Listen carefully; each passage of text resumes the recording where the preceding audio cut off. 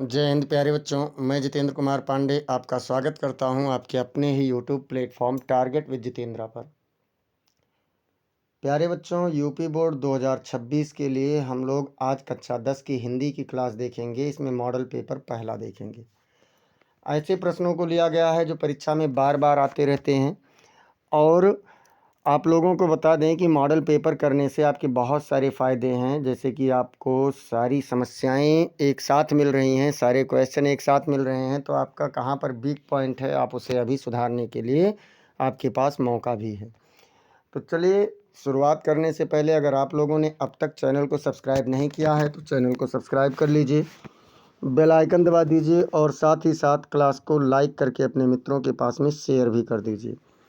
चलिए शुरुआत करते हैं और देखते हैं। निर्देश आप लोगों को पता होगा कि कौन सा, मतलब जैसे इसमें पहले 15 मिनट आप लोगों को बताया जाता है। पहले 15 मिनट किसके लिए होते हैं? तो पहले के 15 मिनट जो होते हैं वो क्वेश्चन पेपर को पढ़ने के लिए होते हैं। फिर आप लोगों का प्रश्न पत्र 2 खंडों में बटा हुआ होता है, जिसमें खंड 1 आपका 20 बहुविकल्पीय प्रश्न होता है और खंड 2 आपका लिखित टाइप का होता है। दोनों खंडों के प्रश्नों को करना अनिवार्य है।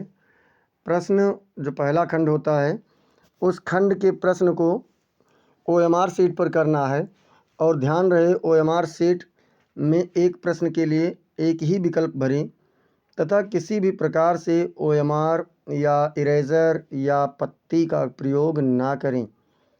तो चलिए शुरुआत करते हैं पहले प्रश्न से। पहला प्रश्न कह रहा है, बाबू गुलाब राय किस युग के लेखक हैं? बात हो रही है बाबू गुलाब राय की। ये कौन से युग के हैं?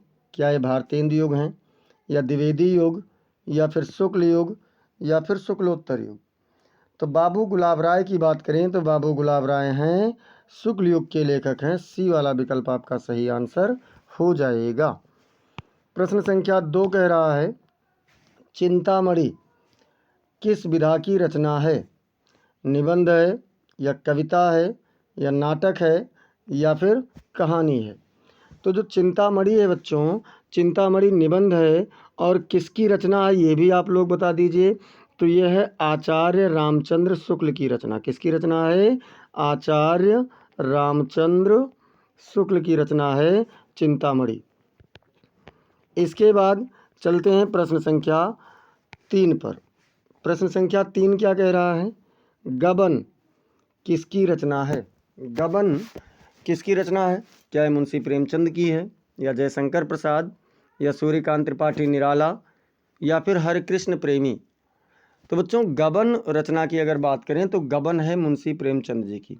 विधा अगर हम लोग गबन का देखें तो उपन्यास है और मुंशी प्रेमचंद जी के और भी उपन्यास हैं, जिसमें जैसे गबन है, गोदान है ही, सेवा सदन है, निर्मला है, ये सभी इनकी उपन्यास रचनाएं हैं। प्रश्न संख्या 4। प्रश्न संख्या 4 कह रहा है, शुक्ल युग की समयावधि है। शुक्ल युग की समयावधि कब से कब तक है? 1936 से 1945 तक या 1919 से 1938 तक या फिर 1900 से 1918 तक या फिर उपरोक्त में से कोई नहीं। तो बच्चों, जो 1943 मतलब 36 से 1943 तक रहा है ये प्रगतिवाद रहा है। इसको हम लोग प्रगतिवाद कहते हैं। इसके बाद में जो 1919 से 1938 तक रहा है ये शुक्ल युग है और 1900 से 1918 तक ये द्विवेदी युग है। हम लोगों से क्या पूछा गया है? शुक्ल युग। तो कौन सा ऑप्शन सही हो जाएगा? बी वाला ऑप्शन सही हो जाएगा। प्रश्न संख्या 5। प्रश्न संख्या 5 कह रहा है, नीड़ का निर्माण फिर किस विधा की रचना है? क्या ये जीवनी है या साक्षात्कार या भेंट वार्ता है या फिर आत्मकथा है या फिर रेखा चित्र है? तो बच्चों, अगर नीड़ का निर्माण फिर वाले की बात करें तो यह है आत्मकथा। किसकी रचना है? तो यह है हरिवंश राय बच्चन जी की। ये हरिवंश राय बच्चन जी की रचना है नीड़ का निर्माण फिर। इसके बाद में चलते हैं प्रश्न संख्या 6 की ओर और प्रश्न संख्या 6 क्या कह रहा है? प्रिय प्रवास किस युग की रचना है? प्रिय प्रवास कौन से युग की रचना है? द्विवेदी युग या फिर प्रगतिवादी युग या भारतेंदु युग या फिर छायावाद युग? प्रिय प्रवास किसकी रचना है? तो ये है अयोध्या सिंह उपाध्याय हरियोध जी की रचना। किसकी रचना है? तो अयोध्या सिंह उपाध्याय हरियोध जी की रचना है। और हरियोध जी द्विवेदी युग से संबंधित थे, इसलिए आपका ए वाला विकल्प बिल्कुल सही उत्तर हो जाएगा। प्रश्न संख्या 7। प्रश्न संख्या 7 कह रहा है कि मधुशाला किसकी रचना है? रामधारी सिंह दिनकर या हरिवंश राय बच्चन या फिर हरियोध या फिर सुमित्रानंदन पंत। तो बच्चों अगर बात करें दिनकर जी की, तो दिनकर जी की एक प्रसिद्ध रचना है उर्वशी है। उर्वशी के साथ साथ परशुराम की प्रतीक्षा है, अभिनव मनुष्य है, ये सारी चीज़ें इनकी रचनाएं हैं। फिलहाल मधुशाला है हरिवंश राय बच्चन जी की रचना और हरियोध जी का प्रिय प्रवास अभी आप लोगों ने देखा ही। इसके बाद में अगर हम लोग बात करें सुमित्रानंदन पंत जी की, तो सुमित्रानंदन पंत जी की रचना है परिमल, गीतिका, अनामिका, ये सभी इनकी रचनाएं हैं। प्रश्न संख्या 8 कह रहा है कि भारत भारती किसकी रचना है? भारत भारती सियाराम शरण गुप्त का है या जयशंकर प्रसाद का है या फिर मैथिली शरण गुप्त का है या महादेवी वर्मा जी का है? तो भारत भारती बच्चों मैथिली शरण गुप्त जी की रचना है। और मैथिली शरण गुप्त की अगर हम बात करें तो इनकी अन्य रचनाओं में साकेत है, जयद्रथ है, यशोधरा है, ये सभी इनकी रचनाएं हैं। जिसमें साकेत जो है ये एक महाकाव्य है। ये क्या है? तो महाकाव्य है। प्रश्न संख्या 9। प्रश्न संख्या 9 कह रहा है कि आधुनिक काल कब से कब तक है? आधुनिक काल की समयावधि क्या है? 1843 से अब तक या 1643 से 20 यहाँ पर गलत हो गया, 1643 से 1843 तक या सन 1918 से 1936 तक या 1936 से 1943 तक। तो बच्चों अगर हम बात करें आधुनिक काल की, तो आधुनिक काल 1843 से शुरू होता है रीतिकाल के बाद से, और ये अभी तक चला आ रहा है। ए वाला विकल्प आपका सही आंसर हो जाएगा। प्रश्न संख्या 10। प्रश्न संख्या 10 कह रहा है कि मतीराम किस युग के कवि हैं? मतीराम की बात हो रही है, आधुनिक काल के हैं या फिर भक्ति काल के हैं या आदिकाल के हैं या रीतिकाल के हैं?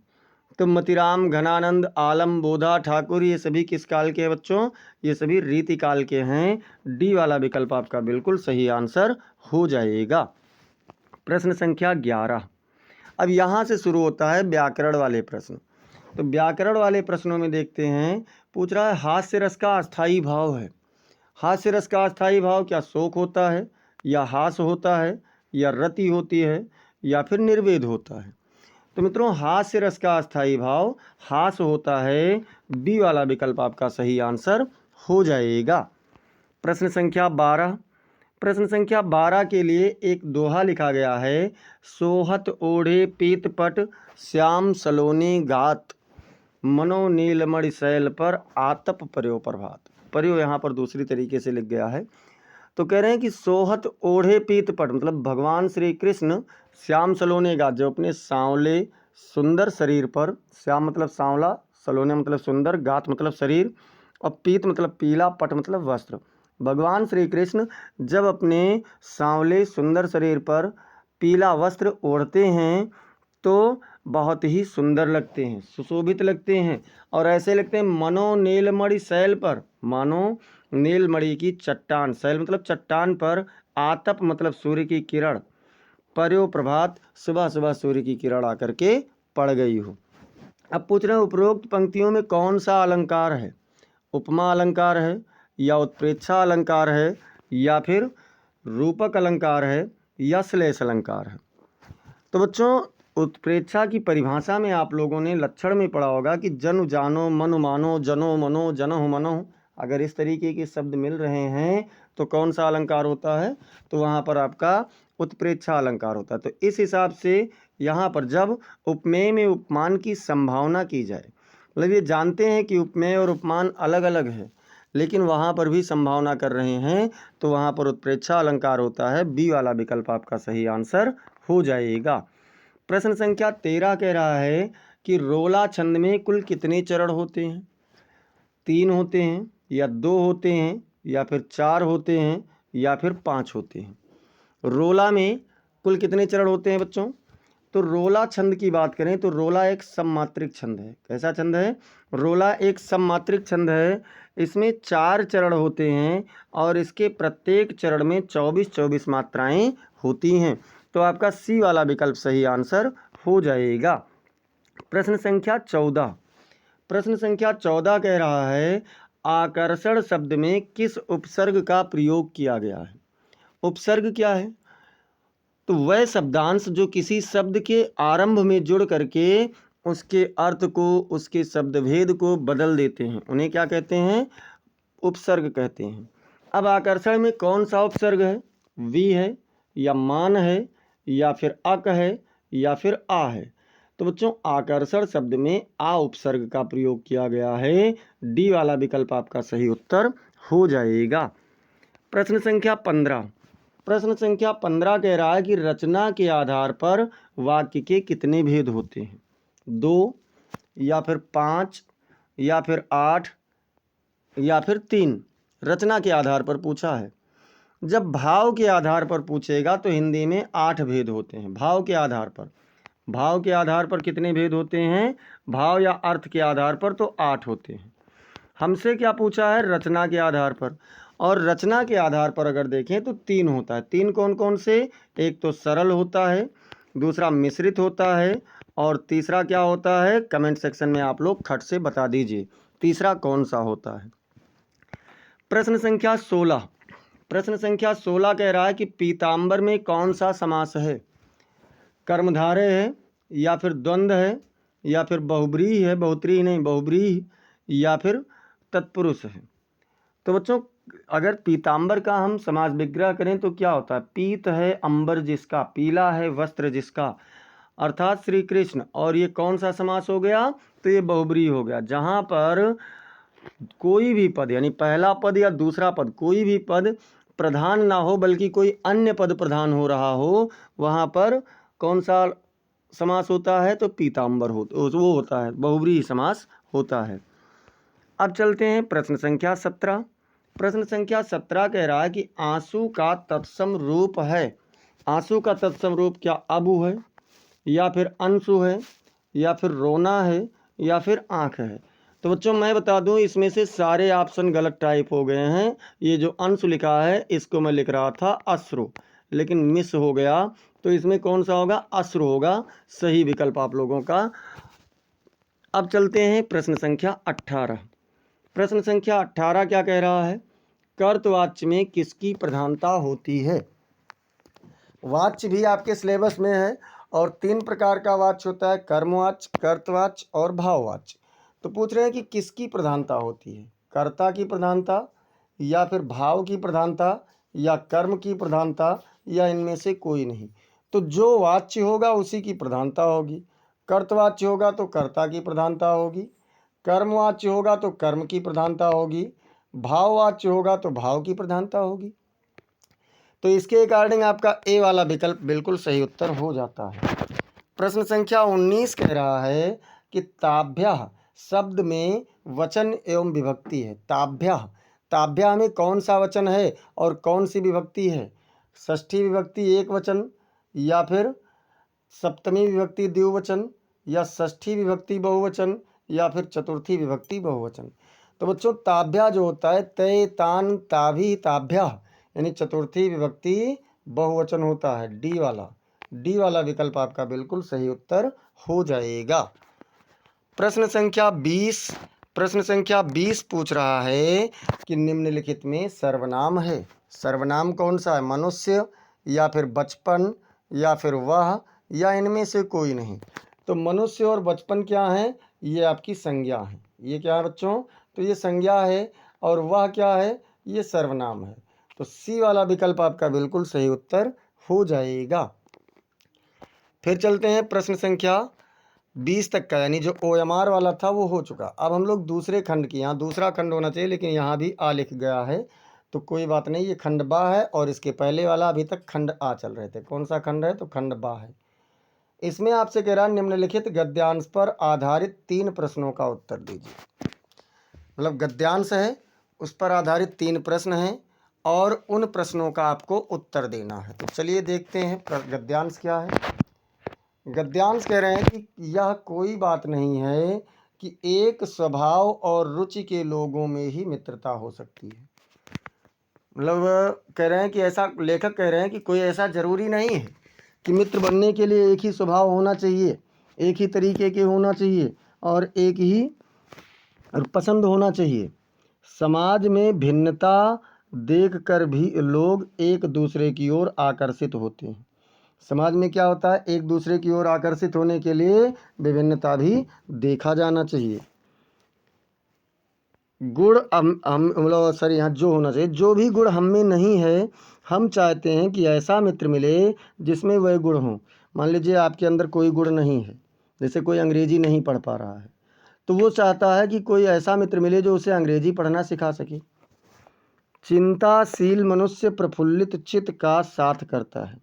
जो चिंतित व्यक्ति होता है वो सोचता है कि कोई हंसी मजाक करने वाला व्यक्ति हो जिससे थोड़ा सा हास्य होता रहे। निर्बल बली का साथ करता है, अगर कोई कमज़ोर व्यक्ति है तो बलवान का साथ करेगा। धीर व्यक्ति उत्साही का उच्च, मतलब जैसे जो धीर व्यक्ति होते हैं वो उच्च उत्साह वाले व्यक्तियों का साथ करना चाहते हैं। चंद्रगुप्त युक्ति और उपाय के लिए चाणक्य का मुँह ताकता था। जैसे चंद्रगुप्त की बात करें तो चंद्रगुप्त क्या करता था, किसी भी प्रकार के उपाय के लिए वो चाणक्य को देखता था। नीति विशारद अकबर मन बहलाने के लिए बीरबल की ओर देखता था, और जो नीतियों का ज्ञाता अकबर है वो अपना मन प्रसन्न करने के लिए किसे देखता था, तो बीरबल की ओर। अब देखिए यहाँ से हम लोगों से इससे संबंधित प्रश्न पूछा गया। पहला प्रश्न है, उपर्युक्त गद्यांश का संदर्भ लिखिए। तो भैया ये मित्रता की बात कर रहा है, मित्रता एक पाठ भी है और लेखक उसके आचार्य रामचंद्र शुक्ल जी हैं। तो चलिए शुरुआत करते हैं। प्रस्तुत गद्यांश हमारी पाठ्य पुस्तक हिंदी के गद्य खंड के मित्रता नामक शीर्षक से लिया गया है। जो प्रस्तुत गद्यांश है ये कौन से पाठ से लिया गया है, तो मित्रता नामक पाठ से लिया गया है। इसके लेखक आचार्य रामचंद्र शुक्ल जी हैं। इसके लेखक कौन हैं, तो आचार्य रामचंद्र शुक्ल जी इसके लेखक हैं। अब चलिए देखते हैं दूसरा प्रश्न क्या कह रहा है। गद्यांश के रेखांकित अंश की व्याख्या कीजिए। पहले तो रेखांकित अंश देख लीजिए। रेखांकित अंश केवल इतना है कि समाज में विभिन्नता देखकर लोग एक दूसरे की ओर आकर्षित होते हैं। अब इसका व्याख्या करना है तो चलिए देखते हैं। शुक्ल जी कहते हैं कि दो व्यक्तियों में मित्रता होने के लिए यह आवश्यक नहीं कि उनके स्वभाव एक जैसे हों।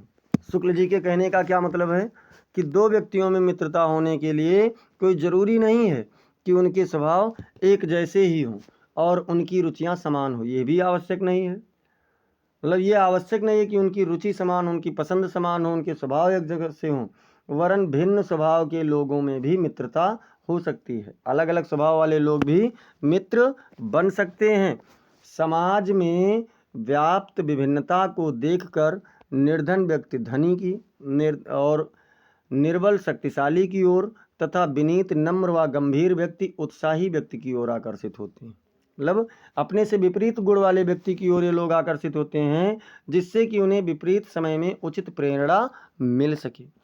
अब हम लोग देखेंगे तीसरा प्रश्न क्या कह रहा है। तीसरा प्रश्न कह रहा है कि लेखक के अनुसार समाज में विभिन्नता देखकर लोग एक दूसरे की ओर क्यों आकर्षित होते हैं। लेखक कह रहा है कि क्यों आकर्षित होते हैं एक दूसरे की ओर लोग। तो चलिए कह रहे हैं विभिन्नता देखकर व्यक्ति एक दूसरे की ओर आकर्षित होते हैं। सही है। आशय यह है कि व्यक्ति में जो गुण नहीं होते हैं उन्हें जब वह दूसरे व्यक्ति में देखता है तो उसकी ओर आकर्षित हो जाता है। जैसे कि चंद्रगुप्त क्या करते थे, अपने विद्वान मंत्री चाणक्य की ओर तथा अकबर मनोरंजन के लिए बीरबल की ओर देखते थे। तो मतलब जो गुण उसमें नहीं है वो क्या करते हैं, किसी दूसरे में जब देखते हैं तो उधर आकर्षित हो जाते हैं। अथवा में क्या कह रहा है, अथवा में आप लोगों का है कि हे भगवान, तब के लिए विपद के लिए इतना आयोजन, परम पिता की इच्छा के विरुद्ध इतना साहस, पिताजी क्या भीख नहीं मिलेगी, क्या कोई हिंदू भूपृष्ठ पर ना बचा रह जाएगा जो ब्राह्मण को 2 मुट्ठी अन्न दे सके। यह असंभव है। फेर दीजिए पिताजी, मैं कांप रही हूँ, इसकी चमक आँखों को अंधा बना रही है। कौन से पाठ से है? तो मित्रता, वो ममता नामक पाठ से। देखिए इसको आप लोग क्वेश्चन का स्क्रीनशॉट ले लीजिए। इधर पहले तो आप लोग इस पैसेज का स्क्रीनशॉट ले लीजिए। हाँ बिल्कुल। अब इसके बाद में आप लोग क्वेश्चन का स्क्रीनशॉट ले लीजिए और इसको आप लोगों को करने का प्रयास करना। अगर कोई दिक्कत होती है तो आप लोग कमेंट में बताना, मैं अगले किसी मॉडल पेपर में इसको करवा दूंगा।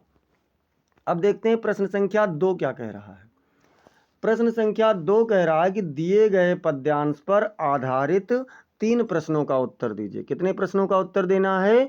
तो 3 में देखिए पहले पद्यांश देख लेते हैं। चरण कमल बंदों हरिराई, सूरदास जी की बात है। सूरदास जी कह रहे हैं कि हे प्रभु, मैं आपके कमल रूपी चरणों की वंदना करता हूँ। जाकी कृपा पंगु गिरिलंघ, अंधे को सब कुछ दर्शाई। मतलब जिसकी कृपा से, यानी प्रभु के उन चरण के, कमल रूपी चरणों के कृपा से पंगु मतलब लंगड़ा व्यक्ति भी पर्वत को पार कर जाता है। गिरिलंघे यानी पर्वत पार कर जाता है। और अंधे व्यक्ति को सब कुछ दिखने लगता है। बहिरो सुने, बहरा व्यक्ति भी सुनने लगता है। गूंग पुनि बोले, और गूंगा व्यक्ति फिर से बोलने लगता है। मतलब बहरा व्यक्ति सुनने लगता है, गूंगा व्यक्ति फिर से बोलने लगता है।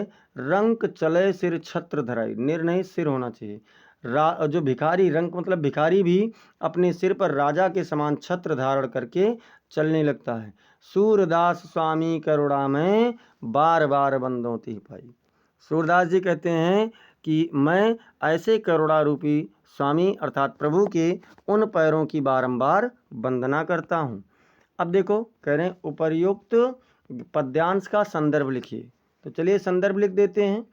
प्रस्तुत पद्यांश हमारी पाठ्य पुस्तक हिंदी के पद्य खंड के पद नामक शीर्षक से लिया गया। जो प्रस्तुत पद्यांश है ये कहाँ से लिया गया है? तो हमारी पाठ्य पुस्तक हिंदी के पद्य खंड के मतलब पद नामक शीर्षक से लिया गया है। इसके रचयिता सूरदास जी हैं। पद जो शीर्षक है उसके लेखक कौन हैं? तो सूरदास जी हैं। अब कह रहे हैं रेखांकित अंश की व्याख्या कीजिए। तो केवल एक लाइन की रेखा मतलब रेखांकित नहीं, बाकी सारी रेखांकित हैं। तो चलिए व्याख्या कर देते हैं। व्याख्या यहाँ से देख लीजिए। कह रहे हैं भक्त शिरोमणि सूरदास श्री कृष्ण के कमल रूपी चरणों की वंदना करते हुए कहते हैं। भक्त शिरोमणि क्यों कहा गया? क्योंकि सूरदास जी ने भक्ति भाव के अतिरिक्त और कोई रचना किया ही नहीं है। तो भक्त शिरोमणि सूरदास जी क्या कर रहे हैं? प्रभु के चरणों की वंदना, कमल रूपी चरणों की वंदना करते हुए कहते हैं कि इन चरणों का प्रभाव बहुत व्यापक है। इनकी कृपा हो जाने पर लंगड़ा व्यक्ति भी पर्वतों को लांघ लेता है, पार कर जाता है, और अंधे को सब कुछ दिखाई देने लगता है। इन चरणों के अनोखे प्रभाव के कारण बहरा सुनने लगता है और गूंगा पुनः बोलने लगता है। देखिए कुछ शब्द इसमें हमारे छूट गए हैं। तो बच्चों जो छूट गए हैं उनको मैं मौखिक बोल दे रहा हूँ कि बहरा व्यक्ति भी सुनने लगता है और गूंगा पुनः बोलने लगता है। किसी दरिद्र व्यक्ति पर श्री कृष्ण के चरणों की यदि कृपा हो जाए तो वह राजा बनकर अपने सिर पर राज छत्र धारण कर लेता है। सूरदास जी कहते हैं, फिर क्या कहे? सूरदास जी कहते हैं कि ऐसे दयालु प्रभु श्री कृष्ण के चरणों की मैं बार बार वंदना करता हूँ। तो इस प्रकार से हम लोगों ने क्या किया? इसे भी देख लिया। इसमें भी अब देखो कह रहे उपर्युक्त पंक्तियों में कौन सा अलंकार है? तो कमल रूपी चरण रूपक अलंकार है।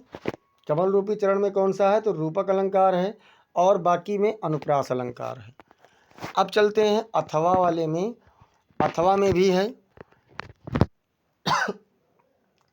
सुनि सुंदर बैन सुधारस सानि सयानी है जान की जानी भली, तिरछे करि नैन तिरछे करि नैन तिन्हें दय सैन तिन्हें समुझाए कछु मुस्काए चली। चलिए यहाँ थोड़ा थैली नहीं होना चाहिए, कुछ दूसरा है। तिरछे करि नैन पता नहीं क्या है। तुलसी तेहि अवसर सो है सबे अवलोकित लोचन लाहु अली, अनुराग तड़ाग में भान उदय बिकसी मनुमंजुल कंज कली। कह रहे हैं कि जब सीता माता उनके अमृत से लिपटे हुए सुंदर वाणी को सुनती हैं तो सयानी है जानकी भली। जानकी जी भी बहुत सयानी हैं, बहुत चतुर हैं। तिरछे करि नयन तिन्ह दे सैन, समुझाए कछु मुस्काए चली। अपने नेत्रों को तिरछा करती हैं और तिरछा करके उन्हें संकेत में ही कुछ समझा देती हैं और मुस्कुरा करके आगे बढ़ जाती हैं। तुलसी ते ही अवसर सो है सबे। तुलसीदास जी कहते हैं कि उस अवसर में सभी लोग सो मतलब बहुत ही अच्छी लगती हैं सबको। उस समय वहाँ पर जो भी उनकी सहेलियाँ उपस्थित थी उनको अच्छी लगती हैं। अवलोकत लोचन लाहु अली, मतलब और उनको नेत्रों से उनके आकर्षण को देखने लगती हैं। अनुराग तड़ाग में भानु उदय, ऐसा प्रतीत होता है मानो प्रेम रूपी तालाब में सूर्य का उदय हो गया हो और मनोमंजुल कंज खिली, मतलब मन रूपी कमल विकसित हो गया हो। चलिए इसके संबंधित प्रश्नों को देखते हैं। उपर्युक्त पद्यांश का संदर्भ लिखिए। संदर्भ कह रहे हैं तो प्रस्तुत पद्यांश हमारी पाठ्य पुस्तक हिंदी के पद्य खंड के वन पथ पर नामक शीर्षक से लिया गया है। जो पद्यांश है वो कहाँ से लिया गया है तो वन पथ पर नामक शीर्षक से लिया गया है। इसके रचयिता तुलसीदास जी हैं। इसके रचयिता कौन हैं तो तुलसीदास जी हैं। अब रेखांकित अंश की व्याख्या, तो इसमें रेखांकित अंश कितना है, ऊपर की 2 लाइनें, चलिए देख लेते हैं। ग्राम वधुओं ने राम के विषय में सीता जी से पूछा कि ये सांवले और सुंदर रूप वाले तुम्हारे क्या लगते हैं। क्या हुआ कि जब सीता जी वन पथ पर जा रही थीं तो गांव की जो महिलाएं थीं उन्होंने सीता जी से पूछा कि ये सांवले और सुंदर शरीर वाले तुम्हारे कौन लगते हैं, राम के बारे में पूछा। तो ग्राम वधुओं के अमृत जैसे मधुर वचनों को सुनकर सीता जी उनके मनोभाव को समझ गई। जब राम जी के बारे में ऐसे अमृत रूपी वचन को सुना तो सीता जी समझ जाती हैं। सीता जी के ने उनके प्रश्न का उत्तर अपनी मुस्कुराहट तथा संकेत भरी दृष्टि से ही दे दिया, मतलब मुस्काई और संकेत भरी दृष्टि से उन्हें बता दिया। उन्हें मुख से कुछ बोलने की आवश्यकता ही नहीं पड़ी। उन्होंने स्त्रियोचित लज्जा, मतलब जो स्त्रियों के लज्जा है, स्त्रियोचित लज्जा के कारण केवल संकेत से ही राम के विषय में यह समझा दिया कि ये मेरे पति हैं। उन्होंने केवल मतलब लज्जावश बता दिया, अपने मुख से नहीं बताया। तुलसीदास जी कहते हैं कि सीता जी के संकेत को समझकर सभी सखियां राम के सौंदर्य को एकटक देखती हुई अपने नेत्रों को लाभ प्राप्त करने लगी। उस समय ऐसा प्रतीत हो रहा था मानो प्रेम के सरोवर में राम रूपी सूर्य का उदय हो गया हो और ग्राम वधुओं के नेत्र रूपी कमल की सुंदर कलियां खिल गई हों। तो इस प्रकार से यहाँ पर बताया गया। अब चलिए इसमें कह रहे हैं कि अनुराग तड़ाग तथा मनोमंजुल कंज कली में कौन कौन सा अलंकार है। तो अनुराग तड़ाग मतलब प्रेम रूपी तालाब और मनोमंजुल कंज कली मतलब नेत्र रूपी कमल। तो यहाँ पर क्या है बच्चों, इसमें आपका रूपक है और अनुप्रास कैसे है, अनुराग में देखो गा, तड़ाग मतलब एक अक्षर की आवृत्ति हो रही है। ऐसे ही मनोमंजुल कंज, तो इसमें भी आपका अक्षरों की आवृत्ति हो रही है। तो कौन सा है, रूपक और अनुप्रास अलंकार है। अब देखते हैं, इसमें कह रहे हैं कि दिए गए संस्कृत गद्यांश में से किसी एक का संदर्भ सहित हिंदी में अनुवाद कीजिए। तो चलिए पहले तो हम यहाँ से देख लेते हैं और देखने के बाद इसके संदर्भ को पहले देखो पढ़ लो। ऐसा नगरी भारतीय संस्कृते संस्कृत भाषायाश्च केंद्र स्थलम अस्ति। ऐसा नगरी मतलब ये नगरी, भारतीय संस्कृति मतलब भारतीय संस्कृति और संस्कृत भाषायाश्च और संस्कृत भाषा की केंद्र स्थली है। इयमेवं संस्कृतस्य वाङ्मयस्य संस्कृतिश्च आलोकः सर्वत्र प्रसिद्धा। इयमेव मतलब यहीं से ही, इत्येव मतलब यहाँ से ही, संस्कृत वाङ्मय मतलब संस्कृत भाषा, संस्कृतिश्च और संस्कृति का, आलोका मतलब प्रकाश, सर्वत्र प्रसिद्धा सभी जगह प्रसारित होता है, फैलता है। मतलब यहीं से संस्कृत भाषा और संस्कृति का प्रकाश सभी जगह फैलता है। मुगल युवराजा दाराशिकोह अत्रागत्य, मुगल युवराज दाराशिकोह यहाँ आकर के भारतीय दर्शन शास्त्राणाम अध्ययनम अकरोत्, भारतीय दर्शन शास्त्रों का अध्ययन किया। एतेषां ज्ञानेन तथा प्रभावितः अभवत्, और इसके ज्ञान से प्रभावित हुए। यत् तेन उपनिषदाम अनुवादः पारसी भाषायाम कारितः, जिससे उन्होंने उन उपनिषदों का अनुवाद पारसी भाषा में कराया। तो चलिए अब संदर्भ की बात करें तो प्रस्तुत गद्यांश हमारी पाठ्य पुस्तक हिंदी के संस्कृत खंड के वाराणसी नामक पाठ से लिया गया है।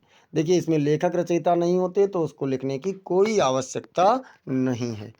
अब जो मैंने अभी हिंदी में आपको अर्थ बताया है ये उसी चीज़ का है। आप चाहें तो इसका स्क्रीनशॉट ले लीजिए, जिससे आपको लिखने में आसानी हो और याद करने में भी आसानी हो। अथवा कह रहे हैं, अथवा में क्या है कि मानव जीवन संस्करणम संस्कृति है। मानव जीवन का संस्करण ही संस्कृति है। अस्माकं पूर्वजा, हमारे पूर्वज मानव जीवन संस्कर्तुम महानतम प्रयवम अकुर्वन्, हमारे पूर्वजों ने मानव जीवन को संस्कृत करने के लिए, संस्कारित करने के लिए बहुत महान प्रयत्न किए। तो अस्माकं जीवनस्य संस्करणाय आचारान विचारान च अदर्शयन तत्गर्वम अस्माकं संस्कृति, मतलब जो हमारे जीवन को संस्कृत करने के लिए, संस्कारित करने के लिए आचार और विचारों को दिखाता है, वही गर्व हमारी संस्कृति है। इसका आप लोग स्वयं से लिखना, ये भारतीय संस्कृति नामक पाठ से लिया गया है। अगला कह रहे हैं बच्चों, दिए गए संस्कृत पद्यांश में से किसी एक का संदर्भ सहित हिंदी में अनुवाद कीजिए। जो संस्कृत गद्यांश दिया गया है उसमें से किसी एक का आप हिंदी सहित अनुवाद कर लीजिए। मानम हित्वा प्रियो भवति, क्रोधम हित्वा न सोचति, कामम हित्वार्थवान भवति, लोभम हित्वा सुखी भवेत्। इसका आप लोग बताएंगे कि ये कौन से पाठ से लिया गया है कमेंट सेक्शन में, और उसके अकॉर्डिंग संदर्भ आप लोग स्वयं से लिखेंगे। देखिए मानम हित्वा मतलब अभिमान का हान करके, प्रियो भवति, अगर अभिमान को छोड़ दिया जाए, त्याग दिया जाए तो सबका प्रिय हो जाते हैं। क्रोधम हित्वा न सोचति, और क्रोध को त्याग करके चिंता से मुक्त हो जाते हैं। कामम हित्वार्थवान भवति, और हितवार्थवान, काम छोड़ करके क्या होता है, काम मतलब इच्छा छोड़ करके हितकारी हो जाते हैं, परोपकारी हो जाते हैं। और लोभम हित्वा सुखी भवेत्, अगर लोभ को त्याग दें, कोई भी व्यक्ति अगर लोभ का त्याग कर दे तो वह सुखी हो जाता है। अथवा क्या कह रहे हैं, अथवा में है बंधनम वर्णम वापि जयो वापि पराजया, बंधन में हो, मृत्यु के करीब हो, अथवा जय हो या विजय हो, मतलब जीत हो या पराजय हो। उभयत्र समो वीरा, दोनों जगह समान वीर भाव रहता है। वीर भावो ही वीरता, मतलब दोनों जगह समान भाव की वीरता ही वीर पुरुषों की शोभा है। ये वीरा वीरेण पूज्यते नामक पाठ से लिया गया है। तो क्या लिखेंगे संदर्भ में, प्रस्तुत श्लोक हमारी पाठ्य पुस्तक वीरा वीरेण पूज्यते नामक पाठ से लिया गया है। उसके बाद अनुवाद बता ही दिए हैं, हो जाएगा। अब देखते हैं प्रश्न संख्या 5। प्रश्न संख्या 5 कह रहा है, अपने पठित खंड काव्य के आधार पर निम्नलिखित प्रश्नों में से किसी एक का उत्तर दीजिए। क्या करना है, आपने जो भी खंड काव्य पढ़ा है, अब यहाँ पर मैं आपको बता दूं अलग अलग जिलों के लिए अलग अलग खंड काव्य निर्धारित है। मतलब जैसे कुछ खंड काव्य कुछ जिलों में है तो कुछ खंड काव्य कुछ जिलों में है। तो चलिए जो भी आपके यहाँ का हो, मुक्तिदूत खंड काव्य के आधार पर गांधी जी का चरित्र चित्रण कीजिए। 2 खंड है इसमें, हर उसमें मुक्तिदूत खंड काव्य के चतुर्थ सर्ग का कथानक अपने शब्दों में लिखिए। अब देखो 2 खंड काव्य है, मतलब 2 प्रश्न एक खंड काव्य से, कोई एक करना है। कितना करना है, तो केवल कोई एक करना है। अब चलते हैं देखते हैं अगला। खा वाले में क्या कह रहा है, खा वाले में पहला है कि ज्योति जवाहर खंड काव्य की कथा वस्तु संक्षेप में लिखिए। तो बच्चों मैं ज्योति जवाहर का करवा दे रहा हूँ और देखते हैं कि ज्योति जवाहर खंड काव्य की कथा वस्तु जवाहरलाल नेहरू के जीवन, विचारों और उनके संघर्ष को दर्शाती है, जिसमें भारतीय संस्कृति, मानवता, प्रेम और ज्ञान के महत्व को उजागर किया गया है। यह खंड काव्य नेहरू को एक प्रेरणादायक नेता के रूप में प्रस्तुत करता है, जिन्होंने देश के उत्थान के लिए अपना जीवन समर्पित कर दिया। अब कथावस्तु का सारांश देखते हैं। कथावस्तु का सारांश क्या? जवाहरलाल नेहरू का जीवन और योगदान, उनका जीवन कैसा था और योगदान उन्होंने क्या दिया। तो यह खंड काव्य जवाहरलाल नेहरू के जीवन की प्रमुख घटनाओं, उनके विचारों और स्वतंत्रता संग्राम में उनके महत्वपूर्ण योगदान का वर्णन करता है। भाई जीवन में उनके कौन कौन सी घटनाएं प्रमुख रही हैं, उनके विचार कैसे रहे हैं, स्वतंत्रता संग्राम में उन्होंने क्या क्या किया है, ये जवाहरलाल नेहरू जी के जीवन और योगदान रहा है। अगले हेडिंग में देखते हैं बच्चों, मानवता और प्रेम। मानवता और प्रेम। तो कवि ने जीवन की नेहरू जी की मानवता के प्रति प्रेम और करुणा को भी दर्शाया है। यह एक प्रेरणादायक नेता थे जो हमेशा अपने देश के कल्याण के लिए तत्पर रहते थे। कैसे थे? तो यह एक प्रेरणादायक नेता थे, हमेशा अपने देश की सेवा के लिए तैयार रहते थे। अगला हेडिंग आप लोगों का है शिक्षा का महत्व। भाई इसका क्या महत्व है? तो खंड काव्य में शिक्षा और ज्ञान की शक्ति पर जोर दिया गया है। फिर सामाजिक और राष्ट्रीय मुद्दे पर आते हैं। तो यह खंड काव्य भारतीय समाज और संस्कृति के इर्द गिर्द घूमता है, जिसमें सामाजिक मुद्दों को भी उजागर किया गया। मतलब जैसे जो समाज में, तत्कालीन समाज में जो भी मुद्दे थे उन्हें भी इसमें उजागर किया गया है। अब प्रेरणादायक संदेश देख लेते हैं। तो प्रेरणादायक संदेश में देखिए, अंततः यह खंड काव्य एक प्रेरणादायक संदेश देता है कि कैसे एक व्यक्ति कठिनाइयों का सामना कर सकता है और समाज में सकारात्मक बदलाव ला सकता है। किस प्रकार से हो सकता है? एक बार सभी लोग मित्रों, सभी लोग भाइयों बहनों, जो भी लोग जुड़े हुए हैं, सभी लोग क्लास को लाइक कर दीजिए और इसे जोरदार तरीके से शेयर कर दीजिए। अब चलते हैं दूसरा खंड। इसमें दूसरा कह रहा है कि ज्योति जवाहर खंड काव्य के आधार पर जवाहरलाल नेहरू का चरित्र चित्रण कीजिए। ज्योति जवाहर खंड काव्य के आधार पर जवाहरलाल नेहरू का चरित्र चित्रण करना है। तो ये मैं आप लोगों को अगले प्रश्न में करवाऊंगा, अर्थात जब अगला मॉडल पेपर लाऊंगा तो उसमें करवाऊंगा। एक मैंने करवा दिया। अब देखिए, इसके बाद मेवाड़ मुकुट आता है। तो कुछ जिलों में मेवाड़ मुकुट है। द्वितीय सर्ग लक्ष्मी का सारांश लिखिए, या फिर खंड काव्य के आधार पर दौलत का चरित्र चित्रण कीजिए। अब ऐसे अग्र पूजा है, तो अग्र पूजा खंड काव्य की कथा वस्तु को संक्षेप में लिखना है, या फिर अग्र पूजा खंड काव्य के आधार पर युधिष्ठिर का चरित्रांकन करना है। जय सुभाष की बात करें तो जय सुभाष खंड काव्य के आधार पर नायक का चरित्र चित्रण कीजिए, अथवा जय सुभाष खंड काव्य के प्रथम सर्ग का कथानक लिखिए। ऐसे मातृभूमि के लिए खंड काव्य के संकल्प सर्ग का सारांश लिखिए। इसमें एक संकल्प सर्ग है, उसका आपको सारांश लिखना है। अथवा क्या करना है, मातृभूमि के लिए खंड काव्य के आधार पर चंद्रशेखर आज़ाद का चरित्र चित्रण करना है। इसके बाद में ऐसे कर्ण, एक खंड काव्य कर्ण है। कर्ण खंड काव्य के द्यूत सभा में द्रौपदी सर्ग का सारांश लिखिए। अथवा क्या करना है, कर्ण खंड काव्य के आधार पर श्री कृष्ण का चरित्र चित्रण करना है। इसके बाद में आप लोगों का कर्मवीर भरत भी है। कर्मवीर भरत खंड काव्य के आधार पर कैकेयी का चरित्र चित्रण करना है, अथवा कर्मवीर भरत खंड काव्य के आगमन सर्ग की कथा वस्तु को लिखना है। फिर और देखें तो तुमुल है। तुमुल खंड काव्य के आधार पर लक्ष्मण का चरित्र चित्रण लिखिए, अथवा तुमुल खंड काव्य में राम मिलाप और सौमिष का उपचार सर्ग की कथा संक्षेप में लिखिए।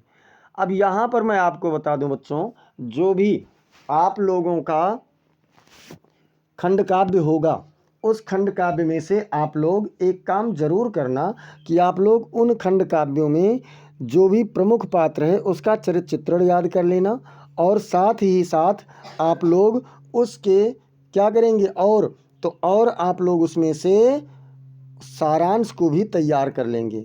यकीन मानिए ये प्रश्न आपका 100% हो जाएगा, इसमें कोई गलती नहीं होगी। अब देखते हैं छठवां प्रश्न।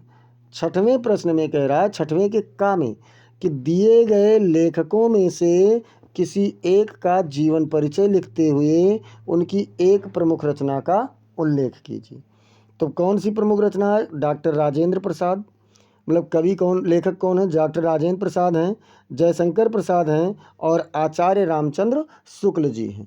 तो चलिए कर देते हैं जयशंकर प्रसाद का। केवल एक करना है, एक करवा रहा हूँ, ऐसे एक एक दो दो आपको करवाया जाएगा और सब कुछ कंप्लीट हो जाएगा। इसमें क्या कह रहा है बच्चों? तो इसमें अगर हम लोग देखें तो इसमें हम लोगों से कह रहे हैं जीवन परिचय वाली हेडिंग में, हिंदी साहित्य के महान कवि, नाटककार, कहानीकार एवं निबंधकार श्री जयशंकर प्रसाद जी का जन्म सन 1889 में काशी के प्रसिद्ध सुंघनी साहू परिवार में हुआ था। कहाँ पर? तो काशी के प्रसिद्ध सुंघनी साहू परिवार में इनका जन्म हुआ था। इनके पिता बाबू देवी प्रसाद काशी के प्रतिष्ठित और धनाढ्य व्यक्ति थे। बाबू देवी प्रसाद कैसे थे? तो बहुत ही प्रतिष्ठित और धनाढ्य व्यक्ति थे। इनकी प्रारंभिक शिक्षा घर पर ही हुई। इनकी प्रारंभिक शिक्षा कैसे हुई थी? तो घर पर ही हुई थी, तथा स्वाध्याय से ही इन्होंने अंग्रेजी, संस्कृत, उर्दू और फारसी का श्रेष्ठ ज्ञान प्राप्त किया, और साथ ही वेद, पुराण, इतिहास, दर्शन आदि का भी गहन अध्ययन किया है। माता पिता, चलिए और देख लेते हैं ऊपर थोड़ा सा करके, यहाँ से, माता पिता तथा बड़े भाई की मृत्यु हो जाने पर इन्होंने व्यवसाय और परिवार का उत्तरदायित्व तो संभाला ही था, कि युवावस्था से पूर्व ही भाभी और एक के बाद दूसरी पत्नी की मृत्यु से इनके ऊपर विपत्तियों का पहाड़ ही टूट पड़ा। कह सकते हैं कि जो प्रसाद जी थे इन्हें पूरी विपत्तियां मिलती ही गईं। फलतः वैभव के पालने में झूलता इनका परिवार ऋण के बोझ से दब गया। कर्ज के तले इनका पूरा परिवार दब गया। इनको विषम परिस्थितियों से जीवन भर संघर्ष करना पड़ा, लेकिन इन्होंने हार नहीं मानी और निरंतर साहित्य सेवा में लगे रहे। क्रमशः प्रसाद जी का शरीर चिंताओं से जर्जर होता गया और अंततः ये क्षय रोग से ग्रसित हो गए। क्षय रोग मतलब जिसको हम लोग टीबी रोग भी कहते हैं। भाई इतनी चिंताएं रहती गई इनके जीवन में कि इन्हें टीबी हो गया, और इनका 14 नवंबर सन 1937 को केवल 48 वर्ष की आयु में हिंदी साहित्याकाश में रिक्तता उत्पन्न करते हुए इन्होंने इस संसार से विदा ले लिया। अब इनकी रचनाएं, मतलब 48 साल ही जिए भले ही, लेकिन रचनाएं बहुत किया इन्होंने। तो देखते हैं कृतियाँ, यानी प्रसाद जी ने काव्य, नाटक, कहानी, उपन्यास और निबंधों की रचना को प्रमुख रूप से किया है, जिसका विवरण निम्नलिखित है। तो चलिए पहले हम लोग देखते हैं नाटक। नाटक इनका अक्सर पूछा भी जाता है, ध्यान रखना है आपको, 2 3 4 नाटक जरूर याद कर लीजिए। विशेष करके स्कंदगुप्त है, चंद्रगुप्त है, अजातशत्रु है, विशाख है, ध्रुव स्वामिनी है, कामना है, राजश्री, जनमेजय का नागयज्ञ, करुणालय, एक घूंट, सज्जन, कल्याणी परिणय आदि इनके प्रसिद्ध नाटक हैं। और ख़ास बात आपको बता दें, यहाँ पर जो भी मैंने नाटक लिखा है ये सभी नाटक बोर्ड परीक्षा में पूछे गए हैं। कुछ नाटक इसमें से हाई स्कूल में, कुछ इंटर में, लेकिन बोर्ड परीक्षा में ज़रूर पूछे जाते हैं। प्रसाद जी के नाटकों में भारतीय और पाश्चात्य नाट्य कला का सुंदर समन्वय है। इनके नाटकों में राष्ट्र के गौरवमय इतिहास का सजीव वर्णन भी किया गया है। कहानी संग्रह अगर हम बात करें तो कहानी संग्रह में कौन कौन सा है? कहानी संग्रह में इनका छाया है, प्रतिध्वनि है, आकाशदीप तथा इंद्रजाल। कौन कौन से? तो छाया, प्रतिध्वनि, आकाशदीप और इंद्रजाल, ये इनकी कहानी संग्रह है। इनकी कहानियों में मानव मूल्यों और भावनाओं का काव्यमय चित्रण हुआ है।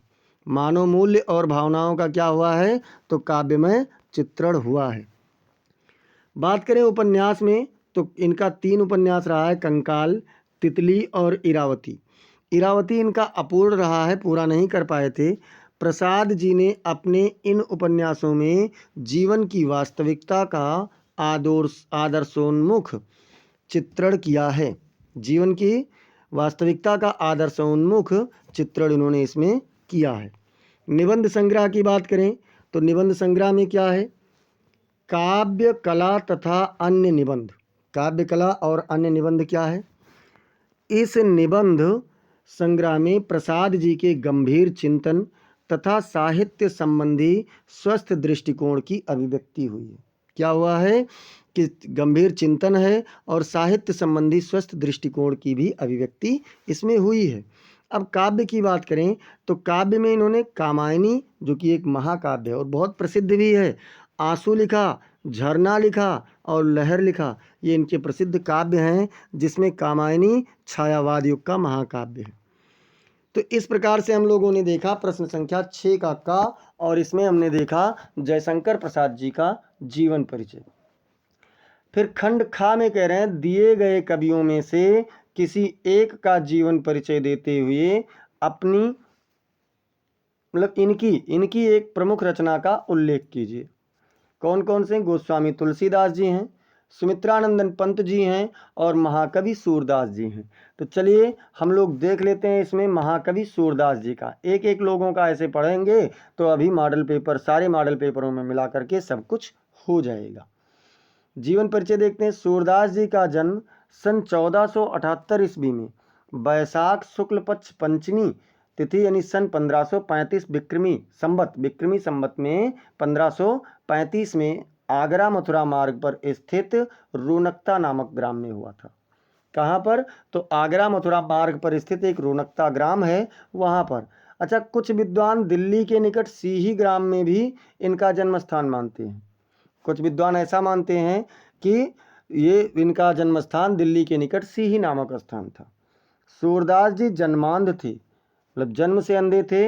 इस विषय में भी विद्वानों में मतभेद है। भाई कुछ लोगों का मानना है कि ये जन्म से अंधे थे, लेकिन कुछ लोग मानते हैं कि नहीं, जन्म से अंधित नहीं थे। इन्होंने कृष्ण की बाल लीलाओं का, मानव स्वभाव का एवं प्रकृति का ऐसा सजीव वर्णन किया है जो आँखों से प्रत्यक्ष देखे बिना संभव ही नहीं है। भाई भगवान कृष्ण की बाल लीला का ऐसा इन्होंने वर्णन कर दिया कि लोगों को कहना पड़ा कि नहीं, ये जन्मांध हो ही नहीं सकते। इन्होंने स्वयं अपने आप को जन्मांध कहा है, जबकि इन्होंने क्या बताया कि मुझे जन्म से ही कुछ नहीं दिखता है। ऐसा इन्होंने आत्मग्लानिवश, लाक्षणिक रूप में अथवा ज्ञान चक्षुओं के अभाव के लिए भी कहा हो सकता है। ऐसा कह रहे हैं कि मतलब हो सकता है कि ये दुख ही रहे हों इसलिए ऐसा कह दे हों, या फिर हो सकता है कि ज्ञान की इन्हें कमी लग रही थी इसलिए भी ऐसा कह दिया।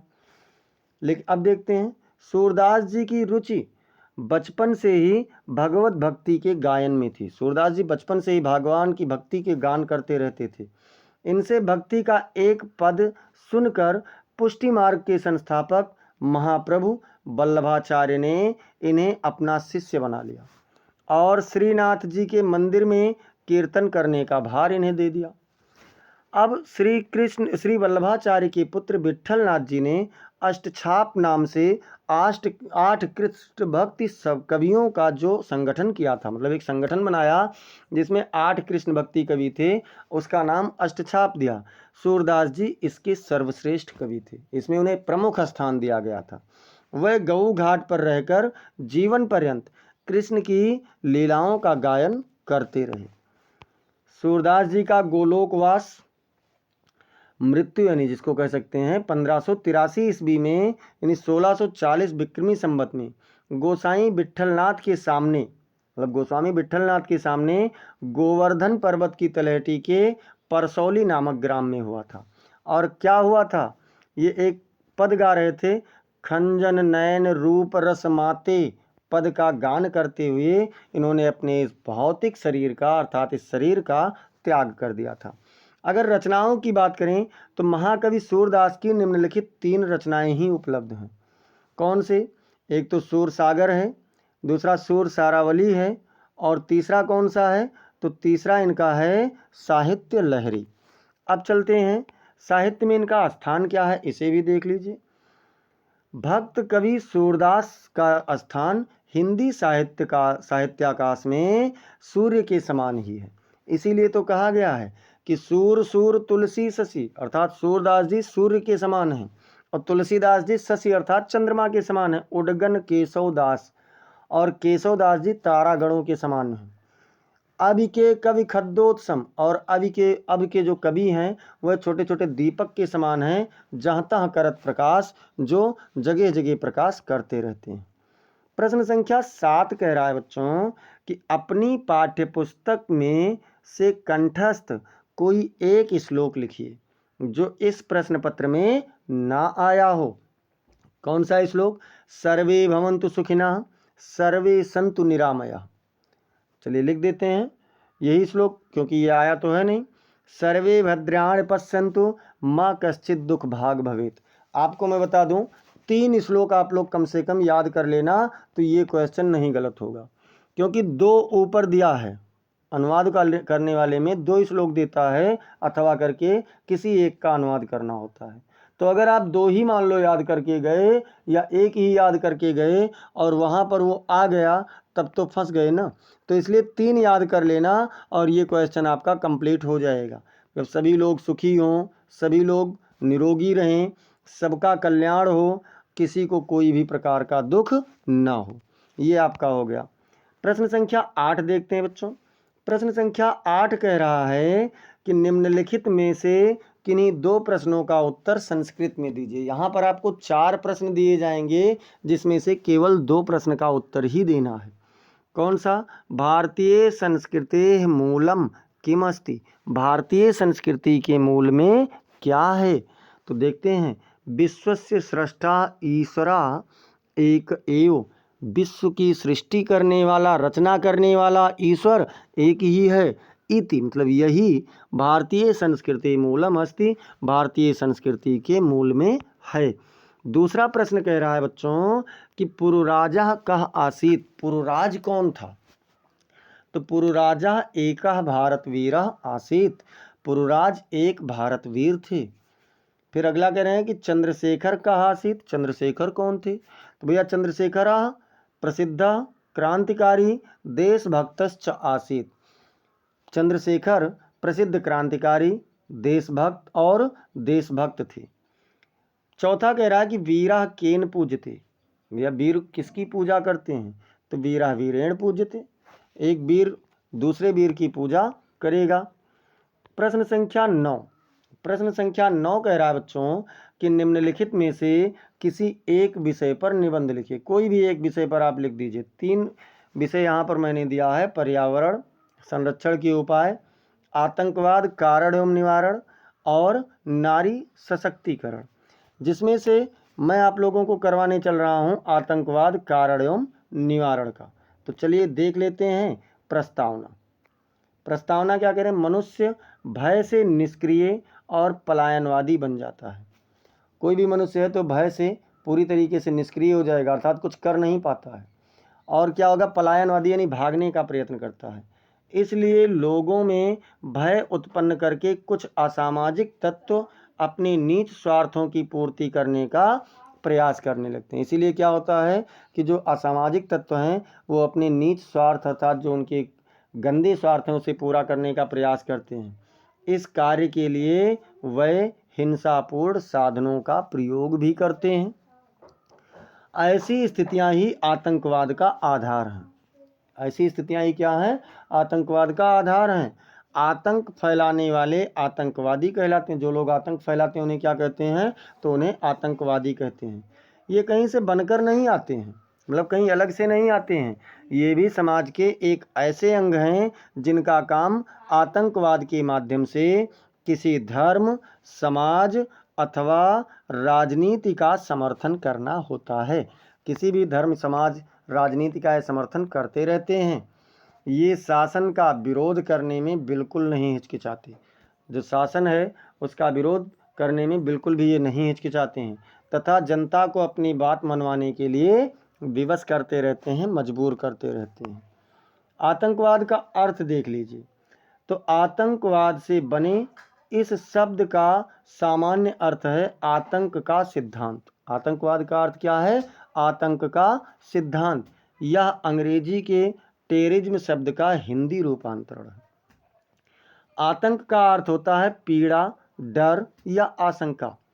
इस प्रकार आतंकवाद एक ऐसी विचारधारा है जो अपने लक्ष्य की प्राप्ति के लिए बल प्रयोग में विश्वास रखती है। ऐसा बल प्रयोग प्रायः विरोधी वर्ग, समुदाय या संप्रदाय को भयभीत करने और उस पर अपनी प्रभुता स्थापित करने की दृष्टि से किया जाता है। अब देखते हैं बच्चों, भारत में आतंकवाद की क्या स्थिति है। तो भारत में आतंकवाद हेडिंग के अंतर्गत स्वाधीनता के पश्चात भारत के विभिन्न भागों में अनेक आतंकवादी संगठनों द्वारा आतंकवादी हिंसा फैलाई गई। बहुत सारे आतंकवादी संगठन पनपे और बहुत से आतंक फैलाया। इन्होंने बड़े बड़े सरकारी अधिकारियों को मौत के घाट उतार दिया और इतना आतंक फैलाया कि अनेक अधिकारियों ने सेवा से त्यागपत्र दे दिए। बहुत से लोगों ने क्या किया? इस्तीफा दे दिया, रिजाइन कर दिया। भारत के पूर्वी राज्यों जैसे कि नागालैंड है, मिजोरम है, मणिपुर है, त्रिपुरा है, मेघालय, अरुणाचल प्रदेश और असम, ये सभी पूर्वी राज्य कहलाते हैं, में भी अनेक बार उग्र आतंकवादी हिंसा फैली है।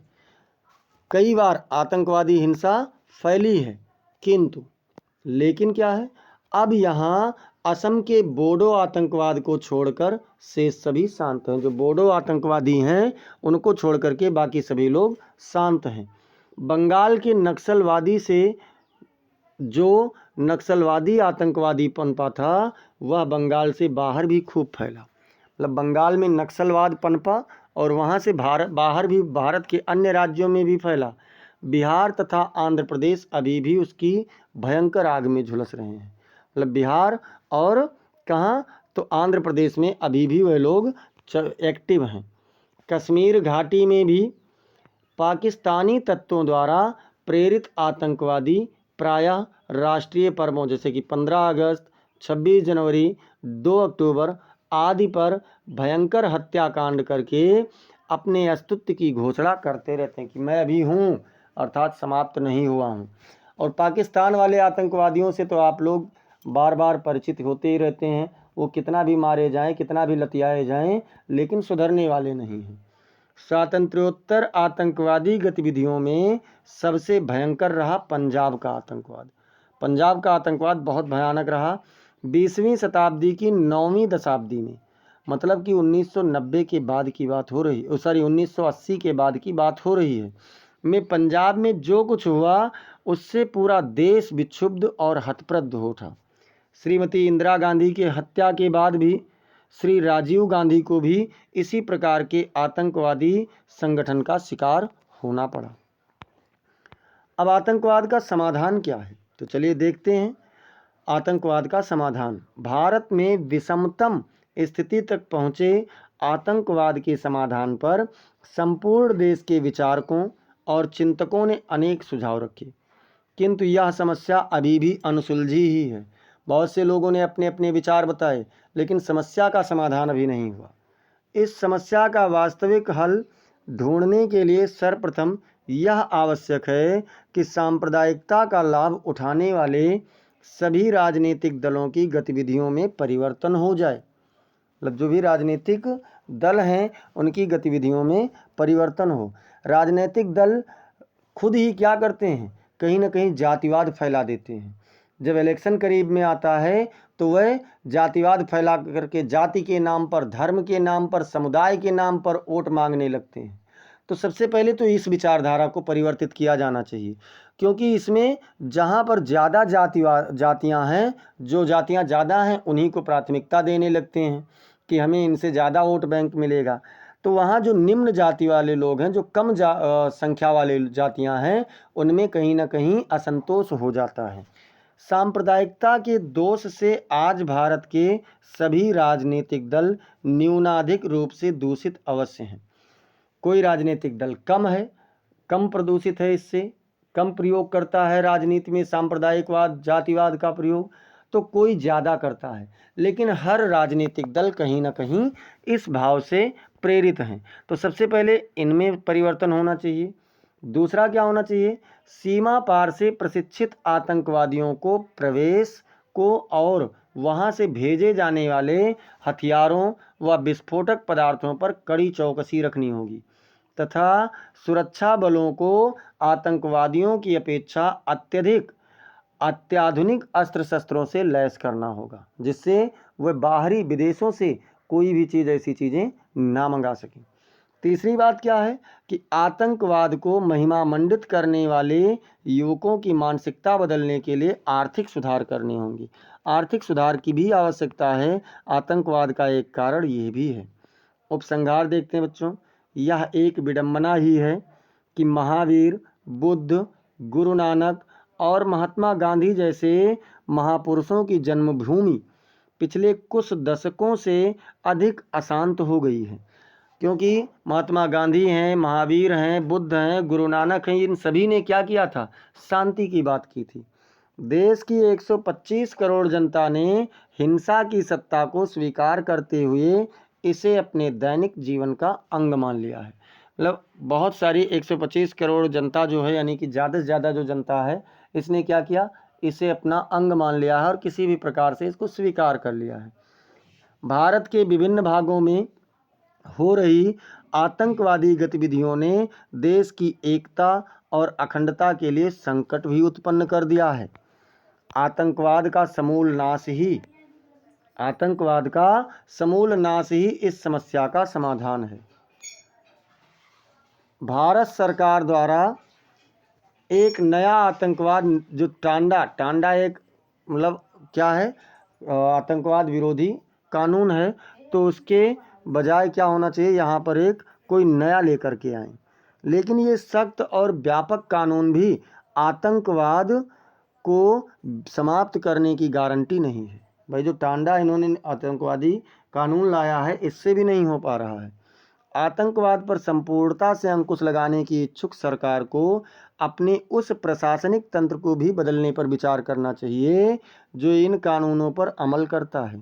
पता क्या लगता है कि जो वहाँ पर प्रशासनिक अधिकारी बैठे हुए हैं, वही उनके मददगार हो जाते हैं, संरक्षक बन जाते हैं। तभी इस समस्या का स्थायी समाधान निकल पाएगा। तो ऐसे अगर किसी भी अधिकारी को ऐसे संलिप्त पाया जाए तो उसे तुरंत नौकरी से निकाल दिया जाए और उसके खिलाफ भी सख्त कानूनी प्रक्रिया अपनाई जाए। ऐसा होगा तभी जो अन्य अधिकारी हैं वे भी डरेंगे और नहीं करेंगे। अब देखते हैं बच्चों, अगला प्रश्न कह रहा है अपनी विशेष रुचियों का उल्लेख करते हुए अपने मित्र को एक पत्र लिखिए। क्या करना है? तो चलिए लिख देते हैं। D64 इधर जब पत्र लिखेंगे तो आप लोग इधर से ही शुरुआत करेंगे। आप लोगों में केवल अनौपचारिक पत्र है तो इधर से ही शुरुआत होगा। D64 यहाँ अपना पता जागृति विहार, रेलवे रोड, मेरठ, और डेट यहीं पर पड़ जाएगा, ये भी ध्यान रखना। अब प्रिय मित्र, शुरुआत करते हैं। प्रिय मित्र, कैसा है? मतलब तुम कैसे हो? उम्मीद है सब ठीक ठाक होगा। मैं तुम्हें यह पत्र अपनी ज़िंदगी और अपनी खास रुचियों के बारे में बताने के लिए लिख रहा हूँ। ये पत्र मैं किसके लिए लिख रहा हूँ? अपनी ज़िंदगी और अपनी खास रुचियों के बारे में बताने के लिए मैं इसे लिख रहा हूँ। इन दिनों मैं अपने सॉफ्टवेयर इंजीनियरिंग की पढ़ाई में व्यस्त हूँ। इन दिनों मैं किस में व्यस्त हूँ? तो अपनी सॉफ्टवेयर इंजीनियरिंग की पढ़ाई में व्यस्त हूँ। कोडिंग और एल्गोरिदम की दुनिया मुझे बहुत रोमांचक लगती है। मुझे नई चीज़ें सीखने और उन्हें बनाने में बहुत मज़ा आता है। देखिए, आप अपने रुचि को भी इसमें दर्शा सकते हैं, कोई दिक्कत नहीं। पढ़ाई के अलावा मुझे संगीत में भी बहुत दिलचस्पी है। बचपन से ही मैं गिटार बजा रहा हूँ और मैं संगीत भी सीख रहा हूँ। मुझे अपनी भावनाओं को संगीत के माध्यम से व्यक्त करना बहुत अच्छा लगता है। मेरी एक और रुचि है पुस्तकें पढ़ना। मुझे विभिन्न विषयों पर किताबें पढ़ना पसंद है, खासकर विज्ञान, कथा और दर्शन। किताबें मुझे नई दुनिया और विचारों से परिचित कराती हैं और मेरी कल्पना शक्ति को बढ़ाती भी हैं। तुम्हारी क्या खास रुचियां हैं? तुम्हें इन दिनों क्या करना पसंद है? मुझे तुम्हारे जुनून और हालिया अनुभवों के बारे में भी जानने में बहुत दिलचस्पी है। जल्दी ही तुम्हारे जवाब का इंतज़ार रहेगा, तब शायद हम दोनों अपनी रुचियों के बारे में और विस्तार से बात कर सकें और हो सकता है एक दूसरे को कुछ प्रेरणा भी दे सकें। बहुत याद आती है। तुम्हें जल्द ही मिलने की आशा करता हूँ। तुम्हारा मित्र काका गा। यहाँ पर नाम आपको नहीं लिखना है, इस प्रकार से आपने लिख दिया। अथवा क्या करना है बच्चों? अथवा उत्तर मध्य रेलवे को एक शिकायती, निकायती नहीं शिकायती होना चाहिए, एक शिकायती पत्र लिखिए जिसमें टिकट निरीक्षक द्वारा किए गए अभद्र व्यवहार का उल्लेख हो। तो इस प्रकार से हम लोगों ने आज देखा, इसको आप लोग स्वयं से करेंगे। अगले बहुत सारे मॉडल पेपर मिलेंगे जिसमें बहुत सारी चीज़ें आपको करवाई जाएंगी। उन समस्त क्लासेस को पाने के लिए बेटा, अगर आप लोगों ने अब तक चैनल को सब्सक्राइब नहीं किया है तो चैनल को सब्सक्राइब कर लीजिए, बेल आइकन दबा दीजिए, क्लास को लाइक कर दीजिए, इसे आप अपने मित्रों के पास शेयर कीजिए और कमेंट सेक्शन में आप लोग ज़रूर बताएं कि आपको क्लास कैसी लगी। आपको अगर कोई सुझाव देना है, अगर इसमें आपको कोई और बातें मेंशन करवानी हैं तो आप लोग कमेंट सेक्शन में ज़रूर बताइए। आपके सुझाव का स्वागत होगा। हम आशा करेंगे आप कमेंट में मुझे ज़रूर बताएंगे। मिलते हैं फिर अगली क्लास में, तब तक के लिए जय हिंद, जय भारत।